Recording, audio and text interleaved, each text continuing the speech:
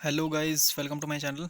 तो जब से आईडीबीआई बैंक एग्जीक्यूटिव की वैकेंसीज़ यहाँ पर आई हैं, तब से काफ़ी सारे लोग कमेंट्स कर रहे हैं कि हमें अप्लाई करना चाहिए या नहीं करना चाहिए। 3 साल बाद हमारा क्या होगा, सैलरी कितनी होगी, प्रमोशन होगा कि नहीं होगा। मतलब इससे रिलेटेड बहुत सारे डाउट्स जो हैं दोस्तों मेरे पास आ रहे थे। तो मुझे लगा एक वीडियो उनके लिए बनाना चाहिए।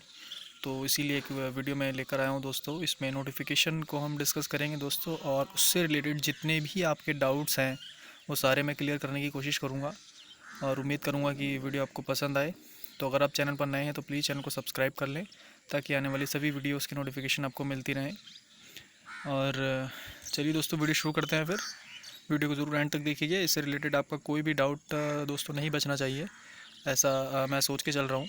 तभी मैं एक वीडियो बनाने की आपके लिए जो है दोस्तों यहाँ पर कोशिश की है। तो चलिए शुरू करते हैं। सबसे पहले देख लेते हैं कि कितनी वैकेंसीज़ हैं यहाँ पर। सबसे पहले आप यहाँ पर देख रहे होंगे 920 वैकेंसीज़ हैं, और इसके साथ में हैश दिया हुआ है, मतलब number of vacancies at the time of joining बढ़ भी सकती हैं और कम भी हो सकती हैं दोस्तों। एज जैसा कि बैंक को रिक्वायरमेंट होगी उसके हिसाब से ही बैंक डिसाइड करता है।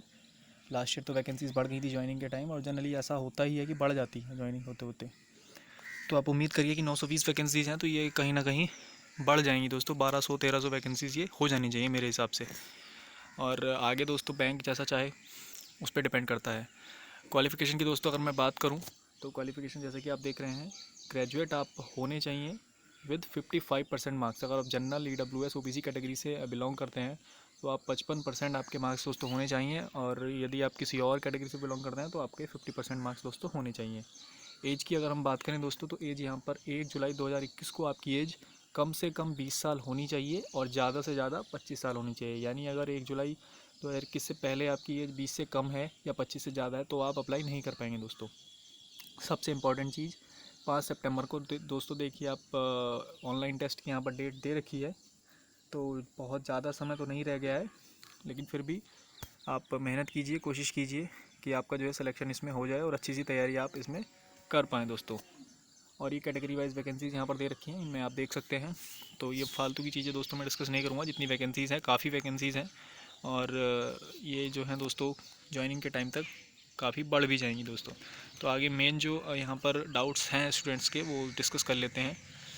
जैसा कि ये, अगर इसमें आपके मार्क्स दोस्तों, इसमें साफ साफ लिखा हुआ है 54.99 भी है, तो वो भी आपके 55% से कम ही ट्रीट किए जाएंगे। अगर आप सोच रहे हैं कि आपके मार्क्स 54.99% है और मैं इसको 55% करके अप्लाई कर दूं, और बाद में मान लो आपका सिलेक्शन हो जाता है, तो वहाँ पर दोस्तों आपको दिक्कत होगी।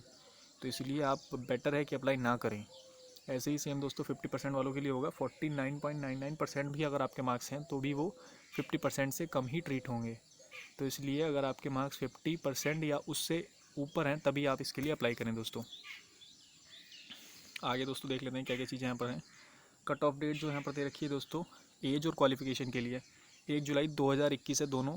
यानी मतलब आप समझ के चलिए कि 1 जुलाई 2021 से पहले पहले आपका ग्रेजुएशन का रिज़ल्ट आ जाना चाहिए, जिसमें आपका जो है आपको ग्रेजुएशन की डिग्री अलॉट हुई है। और 1 जुलाई 2021 को ही आप मिनिमम 20 साल के और मैक्सिमम 25 साल, यानी 20 और 25 के बीच में आपकी एज होनी चाहिए। उम्मीद करता हूँ ये चीज़ आपकी समझ में आ गई होगी। डेट ऑफ रजिस्ट्रेशन की अगर हम बात करें दोस्तों, तो 4 अगस्त से 18 अगस्त के बीच में होने हैं। तो उम्मीद करता हूँ काफ़ी सारे लोगों ने अप्लाई कर दिया होगा, और जिन्होंने नहीं किया है तो प्लीज़ उसके लिए अप्लाई कर दें। और अप्लाई क्यों करना चाहिए उसके बारे में दोस्तों मैं लास्ट में आपको बताऊँगा। और अगर मैं बात करूँ दोस्तों, सबसे मेन चीज़ जो यहाँ पर दे रखी है, जिस किसी भी जॉब के लिए अगर हम जाएँ तो सबसे पहले क्या देखते हैं, सैलरी कितना मिलेगा भाई। तो सैलरी की अगर हम बात करें तो इस बार आईडीबीआई ने काफ़ी अच्छा कर दिया है। तो हमारे टाइम पे आईडीबीआई ने जो सैलरी का कंडीशन रखा था, वो पहले साल के लिए 19,000, दूसरे साल के लिए 20,000, 22,000 सॉरी, और थर्ड ईयर के लिए 27,000 के आसपास दोस्तों था। लेकिन इस बार क्या किया है उन्होंने, 29,000 फर्स्ट ईयर के लिए रखा है, 31,000 सेकेंड ईयर के लिए रखा है, और 34,000 थर्ड ईयर के लिए रखा है दोस्तों। तो इसमें सिंपल सी चीज़ ये दे रखी है कि एग्जीक्यूटिव का जो रिक्रूटमेंट किया जा रहा है कॉन्ट्रैक्ट बेसिस पर, वो केवल 3 साल के लिए किया जा रहा है। इनिशियली आपका जो कॉन्ट्रैक्चुअल पीरियड होगा वो 1 साल का होगा। 1 साल की जो भी आपकी परफॉर्मेंस होगी, क्वार्टरली रेटिंग जो आपका ब्रांच हेड भेजते हैं ऊपर, उसके अकॉर्डिंग आपको सेकेंड ईयर के लिए जो है दोस्तों कॉन्ट्रैक्ट पर रखा जाएगा। सेम वही कंडीशन होगी, सेकेंड ईयर में आपको ये सैलरी दी जाएगी बढ़ाकर, और उस सैलरी के साथ ही आपकी फिर से परफॉर्मेंस मेज़र की जाएगी। परफॉर्मेंस इन द सेंस कि आप काम कैसा कर रहे हैं, ब्रांच का बिज़नेस वगैरह बढ़वा रहे हैं, नहीं बढ़वा रहे हैं, वो सारी चीज़ें दोस्तों ये सब डॉक्यूमेंटेशन के तौर पे मैं आपको बता रहा हूँ। बाकी होता कुछ नहीं है, जो नॉर्मल काम सभी करते हैं वही काम आपको करना है। और सभी लोग 100% कन्फर्म हो जाएंगे, ये गारंटी है। आज तक ऐसा दोस्तों हमारे साथ भी यही हुआ था। हम भी पता क्या सोच रहे थे, हम ये सोच रहे थे जब हमारी जॉइनिंग चल रही थी, हमने एचआर से बात की थी सीधी सीधी कि सर 3 साल बाद हमारा क्या होगा। अगर हम 3 साल तक इसमें कंटिन्यू करते हैं मान लीजिए, और 3 साल बाद जनरली ऐसा होता है जब आप किसी जॉब को 3 साल दे देते हो तो फिर उसके बाद तैयारी करके दूसरी जॉब ले पाना काफ़ी मुश्किल हो जाता है। तो एचआर ने सीधा सीधा कहा था ये सिर्फ बैंक में आने का एक तरीका है, आईडीबीआई का अपना यूनिक वे, जिसमें वो क्लर्क्स हायर करता है और उसके 3 साल के बाद परमानेंट जो है असिस्टेंट मैनेजर की पोस्ट पे प्रमोट कर दिया जाता है। आज तक ऐसा कोई भी एग्जीक्यूटिव नहीं है जो 3 साल के बाद प्रमोट ना हुआ हो बाई चांस। फिर भी हमने पूछा कि सर 99% तो हो गए हैं, लेकिन अगर बाई चांस मान लीजिए नहीं हो पाया किसी का तो क्या हुआ, तो क्या हमको निकाल देंगे। तो उन्होंने बोला नहीं, ऐसा नहीं होता है, आप फिर से 1 साल के लिए, अगले साल के लिए आपका जो है टेन्योर बढ़ा दिया जाता है। फिर से आप 1 साल मेहनत करते हैं और अगले साल जो नया बैच आता है उसके साथ आपका जो है प्रमोट कर दिया जाता है। तो ये चीज़ दोस्तों उन्होंने कही थी। तो उम्मीद करता हूँ इसमें जो आपको लेकर डाउट था वो आपका क्लियर हुआ होगा कहीं ना कहीं। तो आप ये मान के चलिए 3 साल बाद आप असिस्टेंट मैनेजर बन जाएंगे ग्रेड ए में। तो उसकी टेंशन आप मत लीजिए अगर आप इसमें कंटिन्यू भी करते हैं तो। वैसे तो कंटिन्यू करना चाहिए दोस्तों, इतनी अच्छी जॉब है। आईडीबीआई बैंक में आपको ये कहूँगा दोस्तों कि जितने भी प्राइवेट सेक्टर बैंक हैं उनमें आईडीबीआई बैंक फिर भी बेटर है, क्योंकि ये पब्लिक सेक्टर से प्राइवेट में जा रहा है। तो जो ऑलरेडी प्राइवेट सेक्टर बैंक हैं उनमें जो हालत है वो बहुत ख़राब है दोस्तों, आपको पता ही होगा। लेकिन आईडीबीआई बैंक फिर भी बेटर है। लेकिन अगर आपके पास जॉब नहीं है दोस्तों तो आप बिना झिझक के अप्लाई कीजिए, मेहनत कीजिए। आदमी ऑप्शंस तब देता है जब उसके पास ऑप्शंस हों, लेकिन जब जॉबलेस पर्सन अगर है तो उसके पास तो कोई ऑप्शन ही नहीं है ना। उसको क्या चाहिए, उसको सिर्फ जॉब चाहिए, अपनी फैमिली को फीड करने के लिए क्या चाहिए, एक जॉब चाहिए। चाहे वो प्राइवेट हो, चाहे गवर्नमेंट हो, चाहे पब्लिक सेक्टर हो, कितनी सैलरी मिल रही हो, कम से कम एक स्टार्टअप तो मिलेगा उसको कुछ स्टार्ट करने के लिए। उम्मीद करता हूँ ये आप समझ पा रहे होंगे जो मैं कहना चाह रहा हूँ। तो यहाँ से रिलेटेड जो है, और इसके साथ साथ ही दोस्तों आपको ई लर्निंग कोर्स करने भी होते हैं साथ साथ में अपनी पढ़ाई के साथ। एक ओजस प्लेटफॉर्म है इनका, ओजस के नाम से। तो वहाँ पर आपको जो है समय समय पर टेस्ट भी देने होते हैं। वो तो सभी बैंक्स में होता है दोस्तों, जैसे मैं पीएनबी में हूँ तो वहाँ पर भी हम लोगों का है ई लर्निंग, हमें ट्रेनिंग करनी होती है जॉब के साथ साथ ही। तो वो आपको मैनेज करना है किस तरह से आप उसके लिए टाइम निकालते हैं। तो वो सभी जो है दोस्तों इस तरह से चलता रहता है इसमें। और दूसरी बात दोस्तों, इस सैलरी के अलावा आपको कुछ नहीं दिया जाएगा। सिर्फ अगर आपको बैंक के द्वारा कहीं पर भेजा जा रहा है, ट्रेनिंग पर भेजा जा रहा है, या मतलब दूसरी ब्रांच में भेजा जा रहा है, तो आपको केवल ट्रैवलिंग अलाउंस और लॉजिंग एक्सपेंसेस वगैरह दिए जाएंगे। लेकिन एचआरए और ये सब डीए, ये सब चीज़ें जो होती हैं दोस्तों, ये आपकी सैलरी में इंक्लूडेड नहीं है। सिर्फ आपको कॉन्सोलिडेटेड पे दिया जाएगा 29,000 पर मंथ। इसमें से भी 10% आपका एनपीएस डिडक्ट हो जाएगा दोस्तों। तो यानी अगर जो आपकी फर्स्ट ईयर की मैं सैलरी बताऊँ तो 29,000 में से आप 2900 रुपये कम कर लीजिए, आपकी कहीं ना कहीं 26,000 के आसपास दो है दोस्तों पहले साल का पे पड़ेगा। इसी हिसाब से आप लगाते रहिए, 10% सिर्फ आपका एनपीएस डिडक्ट होगा इसमें से। किसी किसी स्टेट में दोस्तों 200 रुपये प्रोफेशनल टैक्स भी कट जाता है। वो सब चीज़ें दोस्तों मैंने अपनी पुरानी वीडियो में भी बताई हैं, सैलरी स्लिप वगैरह भी वहाँ पे शो किया। अगर आपने वो वीडियो नहीं देखी है तो ज़रूर उसको देख लीजिएगा, उसका लिंक भी मैं आपको डिस्क्रिप्शन में दे दूँगा। तो उम्मीद करता हूँ ये सारी चीज़ें दोस्तों आपकी समझ में आ गई होंगी। अब बात कर लेते हैं दोस्तों पोस्टिंग के रिगार्डिंग। काफ़ी सारे लोग पूछ रहे थे कि हमें होम पोस्टिंग दी जाएगी। देखिए दोस्तों ऐसा कुछ है नहीं वैसे होम पोस्टिंग ऐसा। इसमें साफ साफ लिखा हुआ है कि applicants can be posted at any branch और office of the bank as per description and requirement of the bank. मतलब बैंक अपने हिसाब से आपको कहीं पर भी पोस्ट कर सकता है। लेकिन पिछले 2-3 सालों से ये ट्रेंड देखा जा रहा है दोस्तों कि आईडीबीआई जो है काफ़ी हद तक जो है अब ठीक हो गया है। जो भी पोस्टिंग के रिगार्डिंग चीज़ें होती हैं वो आसपास ही दे रहा है, लेकिन मैं आपको गारंटी नहीं दे सकता कि आपको आसपास ही मिल जाएगा। जैसे काफ़ी सारे स्टूडेंट थे मेरे साथ भी, तो उन लोगों को क्या हुआ था कि स्टेट से बहुत दूर फेंक दिया था। जैसे राजस्थान वालों को पुणे फेंक दिया था, ठीक है, महाराष्ट्र में, और गुजरात वालों को पता नहीं, ऐसे ही बस इधर उधर जो है उन्होंने काफ़ी स्टेट चेंज कर दिए थे। लेकिन यूपी में जो सा था, जितने सारे मेरे जितने लोग थे मेरे साथ लखनऊ में मुझे अलॉट हुआ था, तो हम लोगों को जो है एचआर ने आसपास ही दे दिया था। मतलब जो डिस्ट्रिक्ट है उसके बगल वाला डिस्ट्रिक्ट हम लोगों को मिल गया था। सबको होम तो नहीं मिला था लेकिन आसपास वाले मिल गया था, लगभग अंडर 100 किलोमीटर्स आप बोल सकते हैं। लेकिन अगर आप चाह रहे हैं कि बिल्कुल घर के पास वाली ब्रांच मिल जाए तो ऐसा दोस्तों नहीं हो सकता, बहुत ही मुश्किल है। लकीली आपको मिल जाए तो अच्छी बात है, वरना ऐसा नहीं होगा। क्योंकि बैंक में अगर आप घर देखेंगे दोस्तों तो घर बैंक वाली जॉब में मिलना बहुत ही ज़्यादा मुश्किल हो जाता है दोस्तों। मिल जाए लकीली तो अच्छी बात है किसी को, अदरवाइज़ ये मान के चलिए कि आपको जॉब मिल रही है तो आप कहीं भी उसके लिए करने के लिए रेडी होनी चाहिए।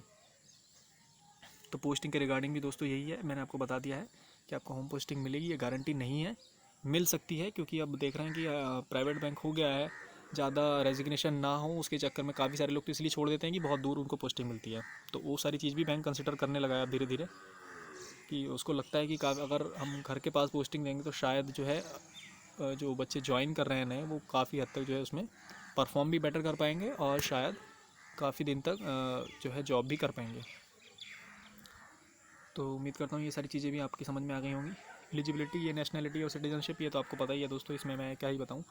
और रिलैक्सेशन जो है आपका दोस्तों आपको पता ही है, जैसे SC ST वाले होते हैं उनको 5 साल का रिलैक्सेशन दिया जाता है एज में, और OBC वालों को 3 साल का, और इस तरह से ही नीचे भी ये सारे एक्स सर्विसमैन वगैरह जो हैं।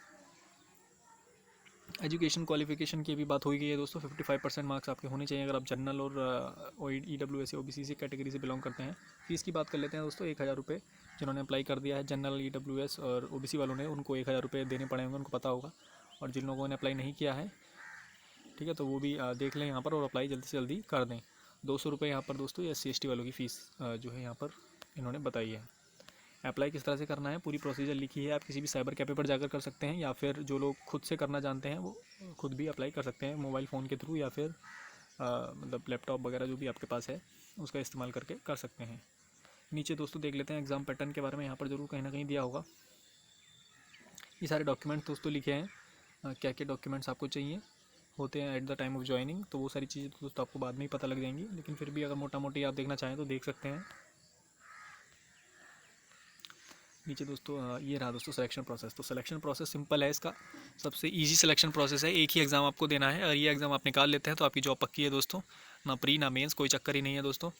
तो सबसे पहले देख लेते हैं, 3 ही यहाँ पर सब्जेक्ट आते हैं दोस्तों, रीजनिंग, इंग्लिश और क्वांट। तीनों के ही 50-50 क्वेश्चन होंगे और 50-50 मार्क्स के होंगे, यानी 150 क्वेश्चन के 150 क्वेश्चन के दोस्तों 150 ही मार्क्स आपको मिलेंगे दोस्तों। और इसके लिए जो पूरा टाइम दिया जाएगा वो 90 मिनट्स का टाइम है। 1.5 घंटे में आपको 150 क्वेश्चन अटैम्प्ट करने हैं। और दोस्तों इसी तरह से पूरा पेपर जो है दोस्तों दोनों ही लैंग्वेज में आपके लिए अवेलेबल होगा, हिंदी में भी और इंग्लिश में भी। तो आप देख लीजिए, मॉक टेस्ट लगाइए, काफ़ी हद तक अपनी जो कंसेप्ट है उनको क्लियर कीजिए। मॉक टेस्ट लगाएंगे तो आपको ये पता लगेगा कि आपके वीक पॉइंट्स कौन से हैं, और उन्हीं वीक्स पॉइंट के लिए आप जो है दोस्तों बुक्स में खंगालिए, चाहे यूट्यूब पे सर्च कीजिए, कुछ भी कीजिए, लेकिन अपने वीक पॉइंट को स्ट्रॉन्ग कीजिए, ताकि आपको आने वाले जो मॉक्स हैं उसमें हेल्प मिलेगी। और उसी तरह से आप पता लगा पाएंगे आप कितने पानी में चल रहे हैं, मतलब कितना आपका जो है एग्ज़ाम के लिए तैयारी है, वो सारा आपको मॉक्स बता देंगे दोस्तों। तो इसलिए मैं प्रेफर करता हूँ कि जितने ज़्यादा आप मॉक्स लगाएंगे उतनी ज़्यादा आपकी स्पीड भी बढ़ेगी, और आपको साथ ही साथ ये भी पता लगेगा कि जो नए पैटर्न के क्वेश्चंस आते हैं वो मॉक टेस्ट में अवेलेबल हो जाते हैं कई बार। तो वो सारी चीज़ें भी दोस्तों आप अवेयर रहते हैं कि क्वेश्चंस का ट्रेंड क्या चल रहा है, क्वेश्चंस कौन से एग्ज़ाम में आने वाले हैं। तो ये सारी चीज़ें दोस्तों आपको मॉक टेस्ट से ही उसका आइडिया लगता है। तो मैं इसलिए प्रेफर करूँगा। बहुत सारे लोग पूछ रहे थे कौन सी बुक करें दोस्तों, मैं कोई भी बुक वगैरह प्रेफर नहीं करता था, मैं सिर्फ मॉक टेस्ट लगाता था। कॉन्सेप्ट मेरे पहले से थोड़ा क्लियर थे, तो मुझे ज़्यादा उसकी ज़रूरत पड़ी नहीं बुक्स वगैरह की। तो मैंने यूट्यूब पे सर्च किया, सिर्फ जो भी टॉपिक मेरे कमज़ोर थे उनको काफ़ी सारे टीचर अलग अलग तरीके से बताते हैं, तो जो भी तरीका मुझे बेस्ट लगा मैं उनका तरीका फॉलो करता था दोस्तों। तो इस तरह से आपको भी करना है, चाहे रीजनिंग हो, चाहे इंग्लिश हो, चाहे क्वांट हो, जो भी तरीका आपको जिस भी टीचर का बेस्ट लग रहा है किसी भी क्वेश्चन को करने का। मान लीजिए कोई टीचर है वो टाइम एंड वर्क बहुत अच्छा पढ़ाता है, कोई टीचर है वो SI CI बहुत अच्छा पढ़ाता है, तो आप अलग अलग टीचर के अलग अलग तरीके फॉलो कर सकते हैं, सिंपल सी बात है। तो वो सारी चीज़ें लेकिन आपको तभी होंगी जब आप सर्च करेंगे, कंफर्ट जोन से आपको बाहर आना पड़ेगा, चीज़ें ढूंढनी पड़ेंगी दोस्तों। और मैं फिर भी ये कह रहा हूँ, IDBI बैंक को बहुत सारे लोग निगेटिव वे में देख रहे हैं, तो काफ़ी कम लोग इसके लिए अप्लाई करने वाले हैं।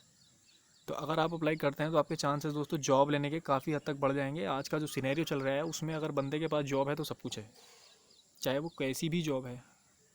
लॉकडाउन वगैरह ये सारी चीज़ें, कोरोना आपने देखा दोस्तों, कितने सारे लोग बेरोज़गार हो गए, जॉब ही नहीं मिल रही है। तो अगर आपके पास आज के दौर में जॉब है, चाहे कैसी भी जॉब हो, प्राइवेट हो, पब्लिक हो, मैं किसी को नाम नहीं दे रहा हूँ, ठीक है, लेकिन आपके पास जॉब होनी चाहिए दोस्तों। सबसे पहले जॉब है, उसके बाद फिर आप ऑप्शंस देखिए कि अब मैं इस जॉब के साथ साथ और क्या कर सकता हूँ, मेरे पास क्या ऑप्शंस है। मैं गवर्नमेंट की तैयारी करूँ, मैं सिविल सर्विसेज की तैयारी करूँ, मैं मतलब किसी भी चीज़ की तैयारी की जा सकती है अगर आप में जज्बा है तो। आप टाइम निकाल ही लेंगे, ऐसा नहीं है कि बिल्कुल आपको टाइम नहीं मिलेगा। और जॉब की टाइमिंग के बारे में अगर मैं बात करूँ दोस्तों, तो आपको पता ही है कि बैंक 10 बजे खुल जाता है, तो आपको 9:45 तक ब्रांच पहुँच जाना होता है, ठीक है। और एटलीस्ट आप एग्जीक्यूटिव हैं तो 5:30 या 6 बजे तक मैक्सिमम आप जो है दोस्तों ब्रांच में रुकेंगे। 6 बजे के बाद आप आराम के साथ अपने घर आ सकते हैं 6 साढ़े 6 तक। और वो भी डिपेंड करता है कि आपकी ब्रांच में वर्क प्रेशर कितना है। अगर ज़्यादा काम है, स्टाफ कम है, तो शायद आपको वो लोग रोक लें, और आपको रुकना भी पड़ेगा, क्योंकि ये सारी चीज़ें दोस्तों मैटर करती हैं। रिलेशंस आपके जो स्टाफ के हैं उसी से आपकी रेटिंग वगैरह बनेगी। तो अगर आप जितनी ज़्यादा हेल्प करेंगे, सीखने की कोशिश करेंगे, उतना ही आपके लिए बेटर होगा। आगे दोस्तों अगर मैं बात करूँ, नीचे इतनी कोई ख़ास चीज़ें इसमें दी नहीं गई हैं। जैसे ही आपका जो है दोस्तों रिज़ल्ट डिक्लेयर हो जाएगा, उसके बाद जो है सीधा सीधा आपको कॉल आएगी, मेल आएगा। उसमें आपका मेडिकल टेस्ट के बारे में लिखा होगा कि क्या क्या चीज़ें मेडिकल में होंगी। वो सारी चीज़ें दोस्तों, मेडिकल की फ़ीस वगैरह जो है वो आपको रिफ़ंड हो जाती है अगर आपकी जॉइनिंग सक्सेसफुली हो जाएगी। तो उसकी इतनी टेंशन मत लीजिएगा। और नॉर्मल सा मेडिकल टेस्ट होता है, कोई इसमें आर्मी या पुलिस जैसा उसमें ख़तरनाक सा मेडिकल टेस्ट होता है वो नहीं होता है। नॉर्मल सा टेस्ट होगा और आराम के साथ सभी लोग जो है उसमें क्वालिफाई कर जाते हैं। जो हॉस्पिटल के साथ टाई अप होता है वो बैंक का अपने आप ही होता है, तो वो लोग खुद ही करवाते हैं। जिस भी हॉस्पिटल में उन लोगों को कराना होता है टेस्ट। कई बार ऐसा भी होता है कि आपको फॉर्मेट वगैरह दे देते हैं और आप जहाँ से चाहें वहाँ से करवा भी सकते हैं, लेकिन मैक्सिमम यही होता है कि उनका अपना टाई अप हॉस्पिटल होता है और उसी में जो है आपका जो है मेडिकल टेस्ट वो लोग करवाते हैं। तो उम्मीद करता हूँ इससे रिलेटेड जितनी चीज़ें मैंने बताई वो सारी चीज़ें आपकी समझ में आ गई होंगी। अब बात कर लेते हैं दोस्तों लास्ट ईयर जो कट ऑफ रही थी और मेरा क्या स्कोर कार्ड था। तो वो भी चीज़ दोस्तों मैं आपको शो कर देता हूँ। सबसे पहले चलते हैं लास्ट ईयर की कट ऑफ के हिसाब से, जो मतलब क्या कट ऑफ रही थी उसके बारे में थोड़ा डिस्कस कर लेते हैं। तो ये रही दोस्तों लास्ट ईयर वाली कट ऑफ। तो इसमें आप अगर किसी को इस कट ऑफ पे डाउट हो तो वो IDBI की साइट पे जाके चेक कर सकता है लास्ट ईयर की कट ऑफ और लास्ट ईयर की वैकेंसीज़ के बारे में जितनी भी उसकी जानकारी चाहिए, सैलरी से रिलेटेड जो भी मैंने बताया आपको या फिर कट ऑफ से रिलेटेड, उस सारी चीज़ें आपको वेबसाइट पर मिल जाएंगी। तो यहाँ पर आप देख सकते हैं कैटेगरी वाइज भी कट ऑफ होता है दोस्तों। बहुत से लोग पूछ रहे थे कैटेगरी का कुछ दे रखा है या नहीं दे रखा है नोटिफिकेशन में। तो कैटेगरी वाइज भी कट ऑफ यहाँ पर होता है। वो सारी चीज़ें आप देख लीजिएगा एक बार। जैसे कि मैं आपको अगर मैं बात करूँ, यहाँ पर जो आप क्वांट की कट ऑफ देख सकते हैं दोस्तों, 18 कट ऑफ यहाँ पर गया था EWS और UR के लिए, और बाकी सब के लिए 12 कट ऑफ यहाँ पर गई थी। और अगर मैं बात करूँ इंग्लिश लैंग्वेज के लिए दोस्तों तो 10 कट ऑफ गई थी। और जनरल के लिए अगर मैं बात करूँ तो 15.5 यहाँ पर। तो इसी तरह से रीजनिंग की अगर हम बात करें तो रीजनिंग और क्वांट का दोस्तों सेम ही कट ऑफ था, लगभग 18 और 18 आप देख सकते हैं। SC ST OBC के लिए अगर बात करें तो 12.5 कट ऑफ गया था। अगर ओवरऑल कट ऑफ की अगर हम बात करें दोस्तों तो यहाँ पर दे रखा है मेरिट लिस्टेड और वेट लिस्टेड, दो यहाँ पर रो दे रखी है। मेरिट लिस्टेड मतलब जिनका सिलेक्शन हो चुका था, जिनको सबसे पहले कॉल के लिए मतलब कॉल की गई थी ज्वाइनिंग के लिए, तो उनके लिए था दोस्तों 103.75 जनरल के लिए था, EWS के लिए 99.25, OBC के लिए 97.25 यहाँ पर कट ऑफ रही थी। और SC ST की अगर मैं बात करूँ तो 89.5 यहाँ पर कट ऑफ गया था। और ST का 77.5 आप देख सकते हैं यहाँ पर कट ऑफ रही थी। और जो वेट लिस्ट रुकी थी दोस्तों, पहली वेट लिस्ट वो 76 पर रुकी थी, जनरल की 76.25, EWS की भी सेम 76.25, OBC की भी सेम और SC की भी सेम, यानी सबके जिनके भी मार्क्स 76.25 थे उनको वेट लिस्ट में रख लिया गया था। वेट लिस्ट इसलिए बनाई जाती है ताकि अगर कोई ज्वाइनिंग के टाइम पे ज्वाइन नहीं करता है या फिर बीच में कोई रेजिग्नेशन देके जाता है तो जो वेट लिस्ट में कैंडिडेट्स होते हैं उन लोगों को जो है यहाँ पर कॉल कर लिया जाता है। तो आई होप ये सारी चीज़ें आपकी समझ में आ रही होंगी। और अगर मैं बात करूँ अपने स्कोर कार्ड की तो वो भी मैं आपको एक बार दिखा देता हूँ कितना मेरा स्कोर रहा था। मैंने जनरल से अप्लाई किया था 103.75, यहाँ पर आप कट ऑफ देख सकते हैं UR की। और जो मेरा यहाँ पर स्कोर रहा था वो आप सामने देख सकते हैं दोस्तों। ये स्कोर मेरा यहाँ पर रहा था। टोटल में जो मुझे मार्क्स अलॉट हुए थे 150 में से, वो आप देख सकते हैं 105.25 मुझे अलॉट हुए थे। क्वांट में मेरे मार्क्स थे 39.25, इंग्लिश में थे 30.5 और लॉजिकल रीजनिंग में थे 35.5। तो ये सारे मार्क्स जो है दोस्तों मुझे अलॉट हुए थे और काफ़ी बड़ा दिन था वो मेरे लिए। जैसे ही मैंने रिज़ल्ट ओपन किया था तो पहली जॉब मुझे मिली थी दोस्तों, तो वो जो खुशी का लेवल होता है वो काफ़ी अच्छा होता है। आप जब फील करेंगे आपको पता लगेगा, आपकी मेहनत जब आपके सामने आती है दोस्तों तो काफ़ी अच्छा लगता है। तो ये सारी चीज़ें हैं क्वांट और रीजनिंग। और इंग्लिश के लिए काफ़ी लोग पूछ रहे थे कि इंग्लिश का किस तरह से प्रिपेयर करें। तो दोस्तों सबसे पहले सिंपल ग्रामर रूल्स आप पढ़ लीजिए। रूल्स तो आपको पढ़ने ही पड़ेंगे। ग्रामर रूल्स अगर आपको पता होंगे तो आप एरर्स वगैरह और ये सारी चीज़ें, मतलब मैक्सिमम काम आपका ग्रामर रूल से हो जाता है। बाकी आप रीडिंग कीजिए, सिर्फ हिंदू न्यूज़पेपर पढ़िए या फिर आर्टिकल्स पढ़िए, कुछ भी पढ़िए, लेकिन इंग्लिश के लिए रीडिंग बहुत ज़रूरी है दोस्तों। आपको रूल्स पहले सबसे पहले ग्रामर रूल्स पता होने चाहिए कुछ काफ़ी हद तक, और उसके बाद आप सिर्फ रीडिंग करेंगे तो आपको रीडिंग करने से आपको समझ में आने लगेंगी चीज़ें धीरे धीरे। पहली बार में समझ में नहीं आएंगी, दूसरी बार में समझ में नहीं आएंगी, लेकिन तीसरी बार से आपको थोड़ा आइडिया लगने लगेगा। तो सबसे इंपॉर्टेंट होता है कि जो बैंकिंग में इंग्लिश आती है वो सिर्फ रीडिंग बेस आ रही है। अगर आपकी रीडिंग अच्छी है, आप तेज़ स्पीड से पढ़ के उसको स्पीड से समझ पा रहे हैं, तभी आप क्वेश्चन का आंसर कर पाएंगे, अदरवाइज़ नहीं कर पाएंगे। तो वही इंपॉर्टेंट है जो मैंने आपको बताया। ग्रामर रूल्स पढ़ लीजिए पहले एक बार सारे, और फिर उसके बाद सिर्फ रीडिंग कीजिए, रीडिंग कीजिए, रीडिंग कीजिए। रीडिंग बहुत ही ज़्यादा इंपॉर्टेंट है। तो लास्ट में बात कर लेते हैं कि आपको इस जॉब के लिए दोस्तों अप्लाई करना चाहिए नहीं करना चाहिए। देखिए दोस्तों, अगर आप जॉबलेस हैं तो आप बिल्कुल अप्लाई कीजिए इसके लिए और 100% जाइए पूरी मेहनत के साथ। क्योंकि दोस्तों मैं ये मान के चल रहा हूँ कि जैसा कि IDBI के साथ हमेशा होता है, प्राइवेट सेक्टर और ये सब चीज़ें इसके साथ लगी रहती हैं, तो काफ़ी कम लोग इसके लिए अप्लाई करते हैं दोस्तों। तो जहाँ पर कम लोग अप्लाई करते हैं, वैकेंसी ज़्यादा होती हैं, तो वहाँ पर सिलेक्शन के चांसेस बढ़ जाते हैं दोस्तों। बाकी बाद में आप डिसाइड कर लीजिएगा, आपको जॉब प्रोफाइल अच्छी नहीं लगे तो आप किसी और चीज़ की तैयारी कर लीजिएगा। एटलीस्ट आपके पास जॉब तो रहेगी, आप इंडिपेंडेंट तो रहेंगे, अपनी फैमिली पे तो डिपेंड नहीं करेंगे। आप अपना खर्चा, अपनी जो एग्ज़ाम वगैरह के लिए फ़ीस होती है, वो सारी चीज़ें मैनेज कर पाएंगे अपने पैसों से। तो वो सब चीज़ें दोस्तों आपको IDBI दिला सकता है अगर आप मेहनत करें तो ये डिसाइड दोस्तों आपको करना है कि आपकी क्या प्रायोरिटीज़ हैं। मैंने आपको सारी चीज़ें बता दी हैं और मैं फिर भी यही कहूँगा कि आप इस जॉब के लिए 100% अप्लाई कीजिए। प्रमोशन आपका ज़रूर हो जाएगा दोस्तों, 100% श्योरिटी है। 3 साल बाद प्रमोशन हो ही जाता है। मैंने आपको सारी चीज़ें बताई हैं उसके बारे में। अगर आपने नहीं देखा हो वीडियो को ढंग से तो प्लीज़ उसको ज़रूर देखिएगा जाकर। और ये वीडियो दोस्तों मैंने बनाई है आप ही के लिए केवल, तो इसको ज़रूर प्लीज़ लाइक कर दीजिएगा अगर आपको अच्छी लगी, और शेयर कीजिएगा तो जितने भी स्टूडेंट हैं उन सबको हेल्प मिल जाएगी। और जॉब के लिए दोस्तों मेहनत कीजिए, और काफ़ी कम टाइम बचा हुआ है अभी, आप देख रहे हैं। और IDBI एग्जीक्यूटिव के साथ साथ IDBI PGDBF की वैकेंसीज़ भी आ चुकी हैं दोस्तों। उसके बारे में भी मैं वीडियो बनाने की सोच रहा हूँ, तो जल्दी उसके लिए एक वीडियो लेकर आऊँगा कि आपको उसमें जाना चाहिए या नहीं जाना चाहिए, क्या उसका प्रोसीजर रहता है, सारी चीज़ें हैं दोस्तों। तो ये सारी वीडियो मैंने दोस्तों सिर्फ इसलिए बनाई थी ताकि काफ़ी सारे स्टूडेंट कमेंट कर रहे थे। मैं कमेंट में काफ़ी हद तक रिप्लाई करने की कोशिश करता हूँ, लेकिन कई बार ऐसा होता है कि चीज़ें छूट जाती हैं, नहीं हो पाता है काम के साथ साथ। तो मैंने सोचा एक वीडियो बना देनी चाहिए, तो ये दोस्तों मैंने आपके लिए एक वीडियो बनाई है। तो चलिए दोस्तों, वीडियो को यहीं पे ख़त्म करते हैं। अगर आपको इससे रिलेटेड कोई भी डाउट हो तो आप कमेंट सेक्शन में लिख सकते हैं, मैं उसको ज़रूर ही रिजॉल्व करने की कोशिश करूँगा। Okay, all the best, thank you.